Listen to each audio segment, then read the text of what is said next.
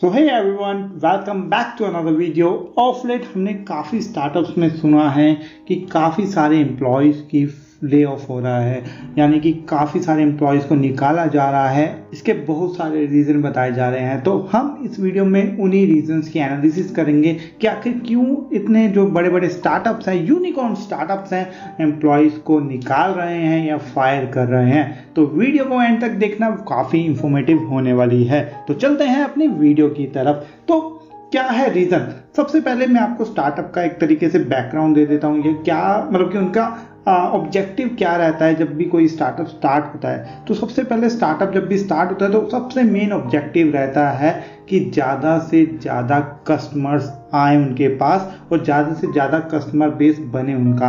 तो जो customer base बनाने के लिए वो क्या करते हैं, जो उनके को फंडिंग मिली होती है या उनको जो पैसे मिले हुए होते हैं उनको बर्न अच्छे से करते हैं। आपने सुना होगा काफ़ी स्टार्टअप्स शुरू में काफ़ी डिस्काउंट्स देते हैं टू अट्रैक्ट कस्टमर्स। तो जब कस्टमर्स आ जाते हैं तो उनको मैनेज करने के लिए क्या करना पड़ेगा? एम्प्लॉयज़ तो चाहिए होंगे। तो उस टाइम पे जब कस्टमर्स आ रहे होते हैं डिस्काउंट के चक्कर में, क्योंकि जो हर कस्टमर पे घाटा खा रहे होते हैं उस वक्त स्टार्टअप, और कस्टमर को सस्ता मिलता है तो क्यों नहीं वो आपके पास आएगा।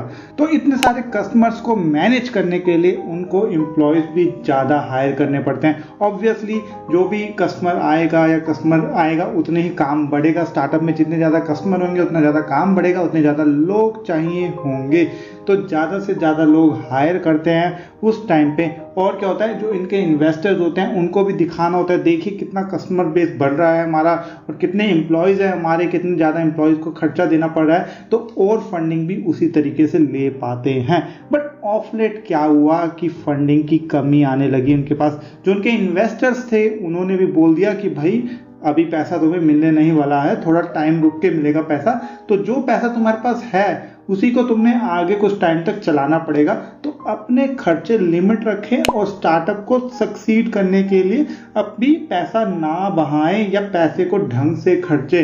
तो सबसे पहले जो भी स्टार्टअप के फाउंडर्स हैं उनके दिमाग में क्या आता है, जो हम कस्टमर को इतना डिस्काउंट दे रहे हैं उनको पहले थोड़ा सा कम करना पड़ेगा।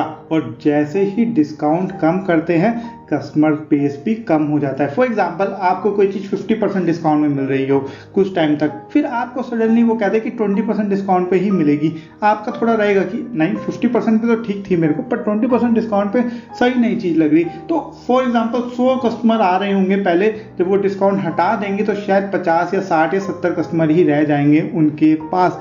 अब कस्टमर कम रह गए तो जो एम्प्लॉयज़ रखे थे इतने सारे उनकी भी जरूरत नहीं होगी, तो उनको भी निकालना पड़ेगा।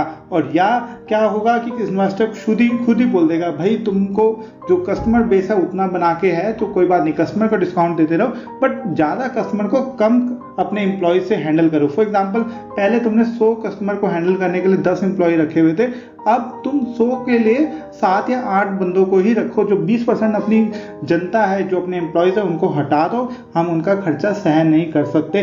तभी आपने देखा होगा ज़्यादा जो ले ऑफ होती है ना वो सेल्स या ऑपरेशन डिपार्टमेंट से ही होती है, दूसरे डिपार्टमेंट से इतनी नहीं होती। सेल्स, ऑपरेशंस या मार्केटिंग, कहीं कहीं में मार्केटिंग की बहुत बड़ी टीम होती है, वहाँ से ही ले ऑफ होता है ज़्यादा। तो सबसे पहला टारगेट एम्प्लॉयज़ आते हैं। यार अगर कस्टमर को डिस्काउंट नहीं दिया तब भी कस्टमर बेस कम होगा और अपना एम्प्लॉय बेस भी कम करना पड़ेगा। अगर इन्वेस्टर ने बोला कि नहीं एम्प्लॉय बेस कम करो, अपना इतने ज़्यादा कम ही एम्प्लॉयज से ज़्यादा काम करा के सस्टेन करो, तब भी यही होगा। और ऑफ लेट आपको पता ही है स्टार्टअप्स के पास फंडिंग की कमी आई है और मैक्सिमम स्टार्टअप्स के जो इन्वेस्टर्स थे उन्होंने खुद बोल दिया है कि अभी फंडिंग अभी तुरंत आपको नहीं मिलने वाली है और ध्यान से अपना जो इसी पैसे पे खर्चा चलाए।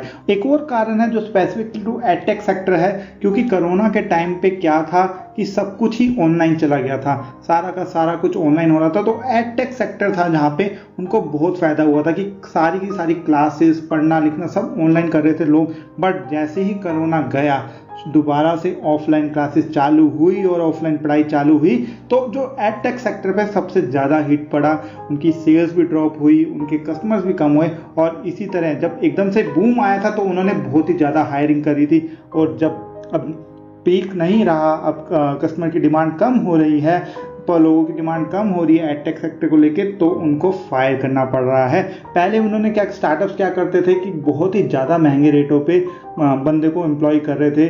जब आपने देखा होगा कि इंजीनियर्स की इतनी डिमांड हो गई थी कि जो इन सेक्टर्स में जो स्पेसिफिकली डेवलपर्स की डिमांड बहुत ज़्यादा हो चुकी थी और बहुत ही ज़्यादा पैसों पे हायर कर रहे थे, अब उनको रेट कट नहीं हो रहा है, सीधा उनको फायर कर रहे हैं। क्योंकि क्या होता है ना, कंपनी के लिए फायर करना आसान है, पैसे कम करना बहुत मुश्किल है। निकाल तो आपको सर कोई भी रीज़न दे सकते हैं कि भाई हमारे पास जगह नहीं रही, हमारे पास फंडिंग कम है, वो है। पैसे कम करेंगे तब थोड़ा वो रहता है कि सीधा निकाल ही देते हैं, बल्कि उसकी जगह फ्रेश हायर कर लें कम पैसों पे। बट उस बंदे को नहीं कहते कि भाई तेरे को कम पैसे देंगे तो यहीं रुक जा, बल्कि क्या करते हैं, फॉर एग्जाम्पल एक 20 लाख रुपए का बंदा था, उन्होंने हायर कर, उनको लगा कि ये तो 10 लाख में भी इतना काम हो जाएगा, तो क्या करते हैं 20 लाख वाले को फायर कर देते हैं और 10 लाख रुपए वाले को हायर कर लेते हैं। ये भी एक रीज़न रहा है वाई जो इंडियन स्टार्टअप्स हैं इतने लोगों को फायर कर रही है। होप मेरी ये वीडियो आपको थोड़ी सी इन्फॉर्मेटिव लगी होगी। इन्फॉर्मेटिव लगी हो तो वीडियो को लाइक कीजिए, शेयर कीजिए अपने दोस्तों के साथ, और अभी तक चैनल पे नए हो तो ज़रूर सब्सक्राइब कीजिए चैनल को। मैं आपके लिए ऐसी वीडियो और भी लाता रहूँगा। मैं मिलता हूँ आपको अगली वीडियो में, तब तक के लिए bye bye, signing off for the day, take care.